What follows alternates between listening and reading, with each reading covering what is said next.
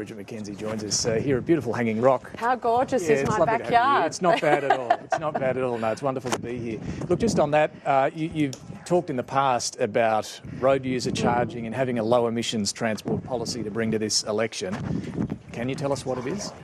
Well, Spearsy, we've been really clear about the EV exemption for fringe benefit tax. We don't think it's fair that people that live in places like Donnybrook and McEwen are subsidising those that can actually afford to purchase an electric vehicle. And the other issue with the increase in electric vehicle drivers is that they're not contributing to our road task. And you wouldn't, driving out from the CBD today or yesterday, you would have seen the state of our roads. So we need to make sure we've got a systems for roads funding that ensures that everyone that drives on the road, from our truckies to passenger vehicles, makes a contribution to that. So how do you do that? With the looking at how do we actually reduce emissions more broadly, well, we are, aside from assuming we've got equity in terms of how we treat the cars that people need and love to drive, making sure our rail network is up to scratch, continuing to commit to the inland rail to get those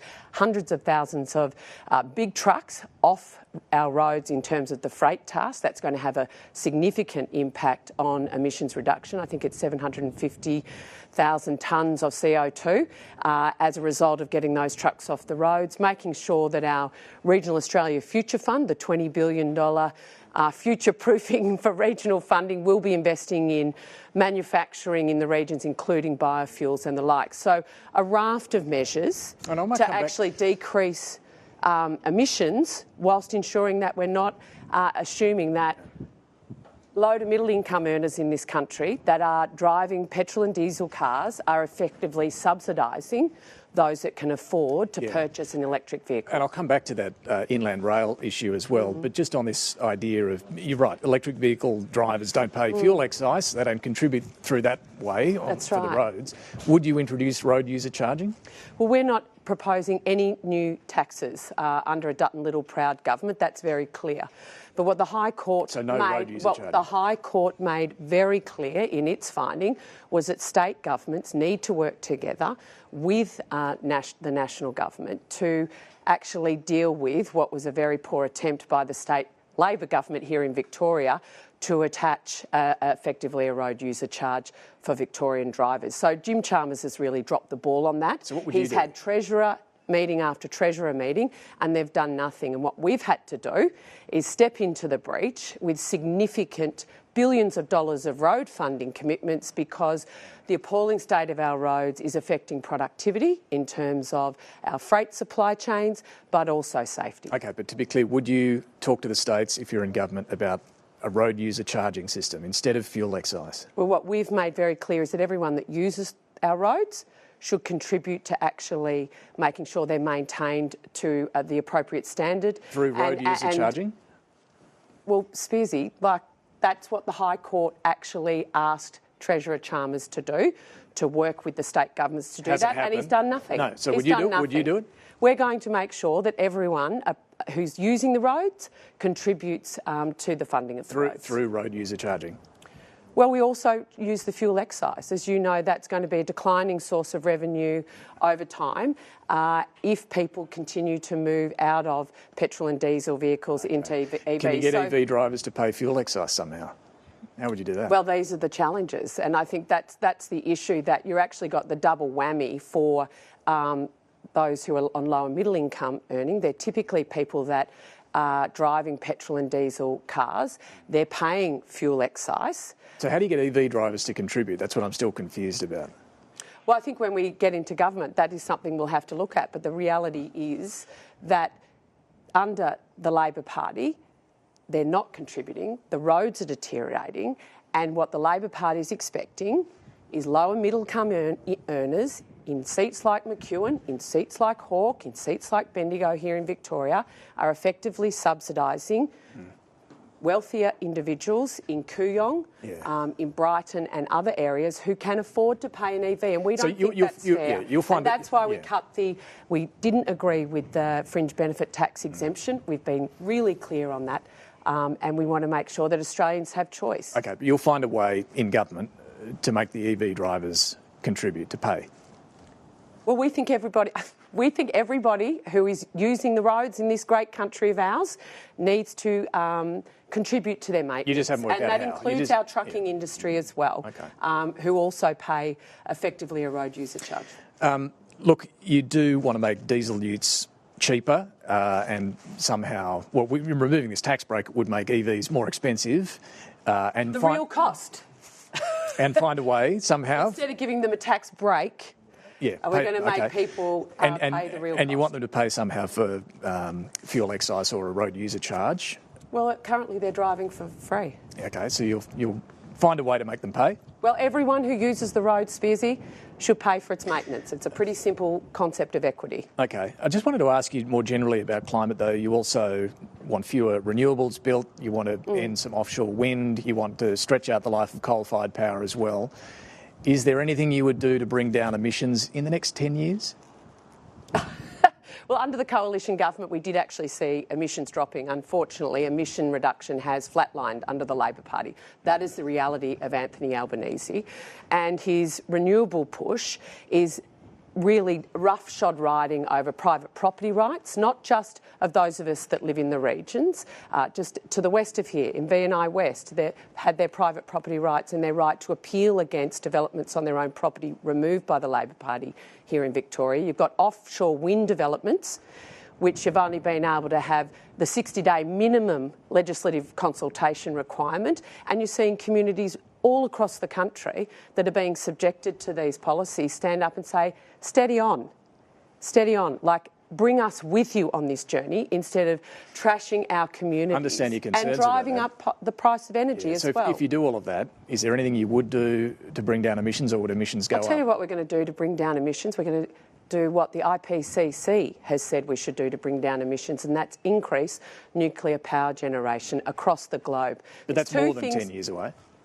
Well, it's up, like we're hoping we'll open our first one within close to a decade. And in the meantime, we're going to bring on gas, lower emission fuel than coal, and actually ensure that we can keep the lights on, keep industrial jobs here at home, and keep downward pressure on prices. Because when you increase the network charge, David, you increase the price of the bill, and 28,000 kilometres of new transmission lines to connect Chris Bowen's fantasy into where it's needed in the capital cities. 28,000 additional kilometres of transmission lines is going to drive up the network charges for everyday Australians. So nuclear is central to the plan. Absolutely. Why hasn't Peter Dutton been to any of the nuclear sites in this campaign? Well, I would ask the same question of Chris Bowen, who you can't find him near an offshore wind. Nuclear. You can't find Chris near an offshore wind site. Like, send him to the Illawarra, please. He'd be lucky to get out, But for your part, can you understand why he hasn't been to a nuclear site? Well, Peter's been really positive about, we are very proud to be the generation that's actually made the tough decision, made the really ambitious visionary goal, not just to get to net zero by 2050, but to power our country and make us energy secure into next century. He just hasn't been to talk to the locals who will have to host I love that we're focused on this. So the Shadow Minister, Ted O'Brien, has been to all sites, some multiple times. I've spoken to these MPs who are telling me that their communities are excited about the potential.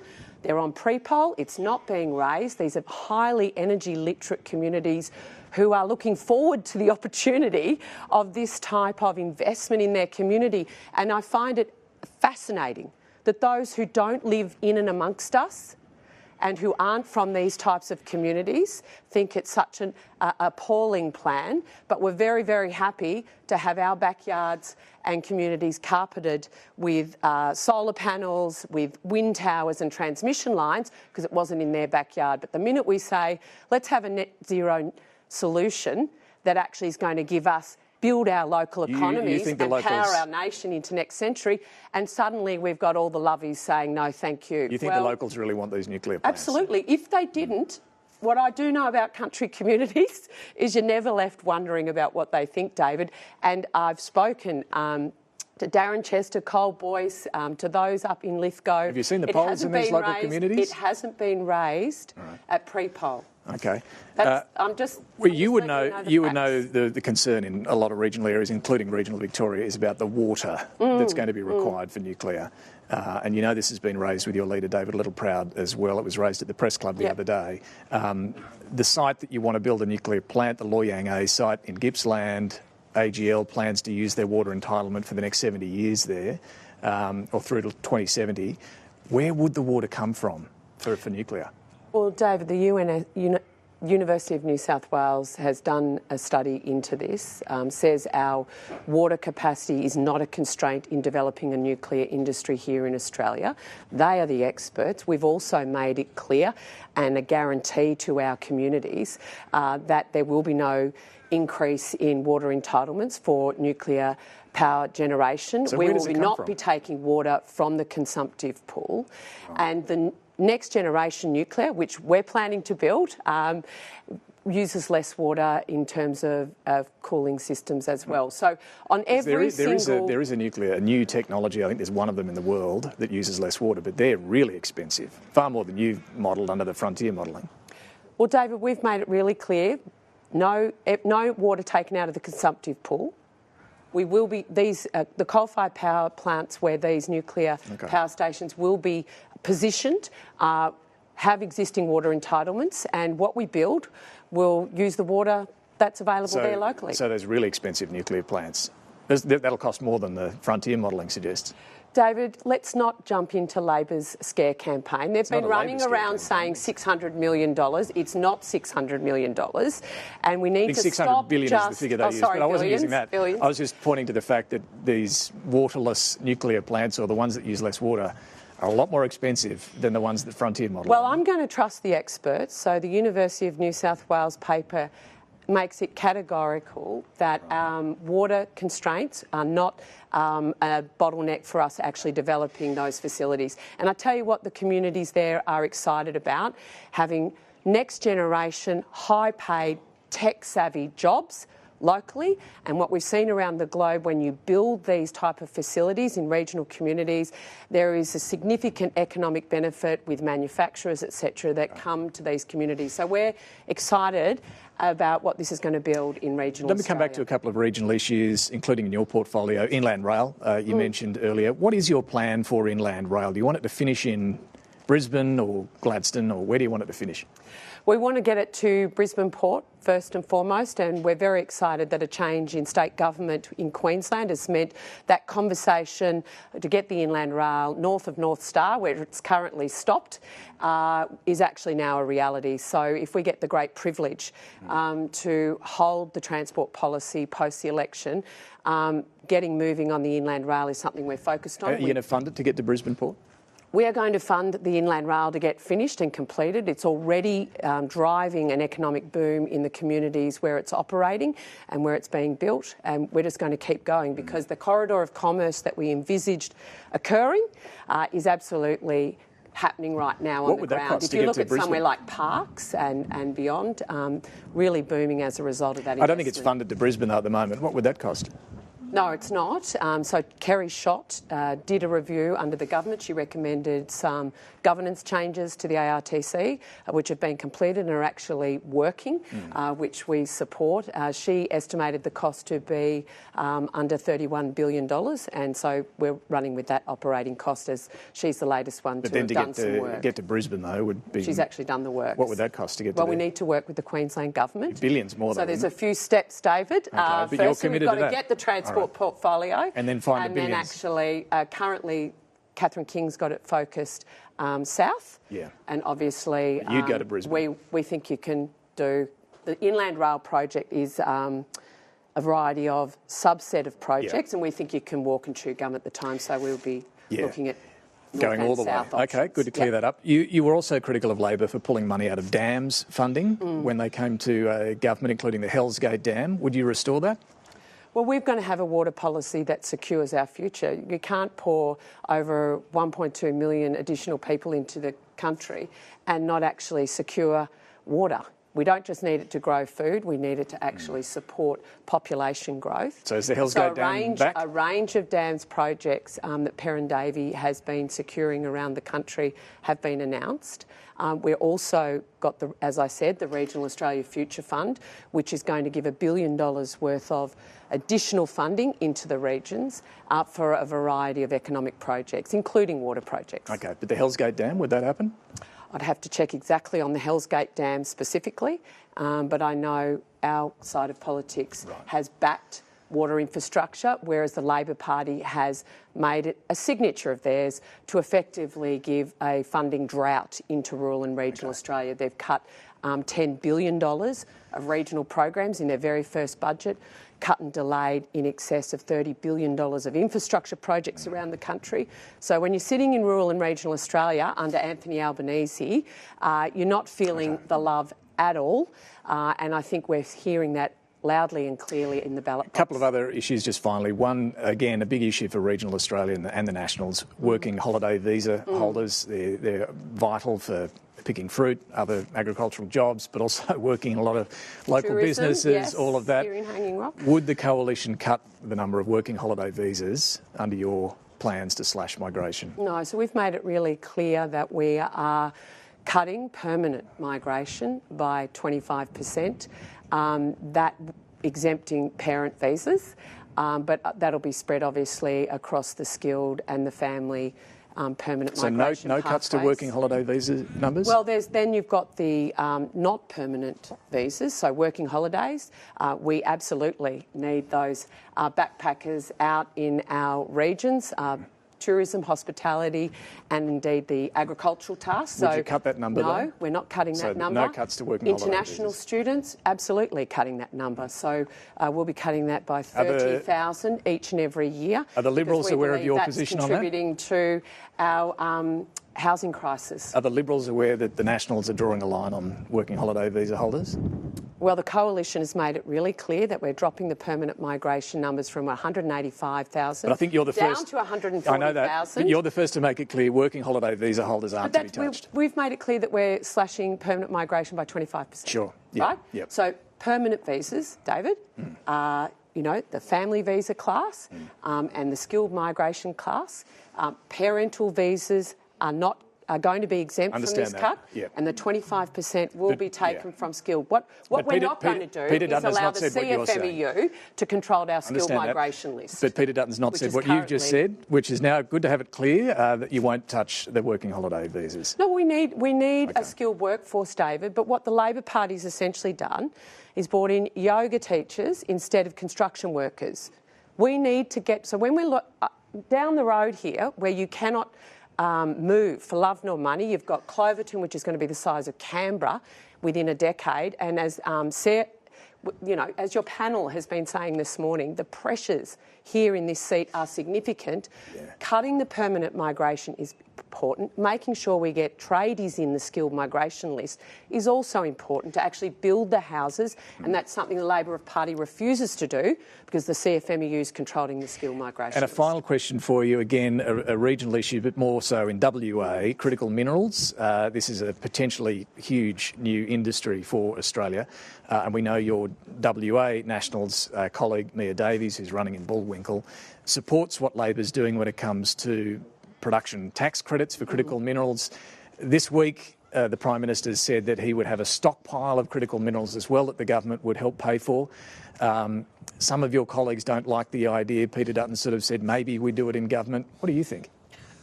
I think to have a downstream processing plant, you've got to actually get the minerals out of the ground. Yeah. Right now, we've got investment in our resources industry going offshore because it is too hard to get the projects up. If you go and talk to miners large and small in WA, it is being wrapped up in red and green tape. You've got the Labor Party committing to reintroduce their environmental suite of laws that will make it harder to get resource projects open. Do we need a stockpile of critical minerals? So it's one thing to talk about we're going to back the processing of critical minerals at some future point in time. If you can't get them out of the ground because you've wrapped up in red and green tape, It's a joke. But do we need and so we don't support, we want to support getting the projects up and going instead of Labor, and this is the key for WA.